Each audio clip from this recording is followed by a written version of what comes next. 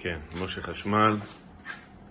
שלום לכולם, אני רוצה להסביר לכם פה על פרויקט שעשיתי בו מטבח מאובזר, כל מה שצריך מבחינת חשמל לפי תוכנית אדריכלית.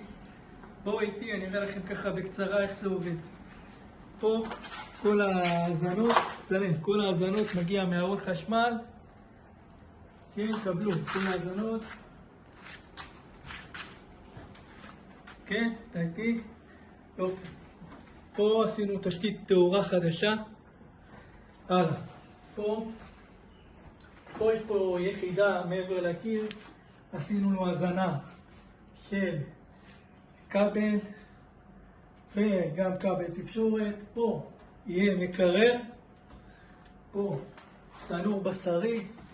פה תנור חלבי. פה שנאי ללדים. הלאה, פה נתקדם. מה יש לנו פה? פה שקע שירות, שקע כוח. פה יהיה לנו מדיח. כאן יהיה לנו קוקר זה נקרא, למים חמים, הם קרים, משהו מכשיר מיוחד. כאן יש לנו אינדוקציה, תלת פאזי.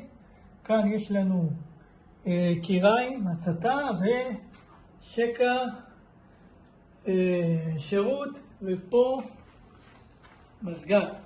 אוקיי? זהו, עד כאן הפרויקט הסתיים למעשה, כי עכשיו אנחנו נביא את הטיח, צבע והכל, ונשים את כל השקעים כמו שצריך. אז תודה רבה שצפיתם, להתראות.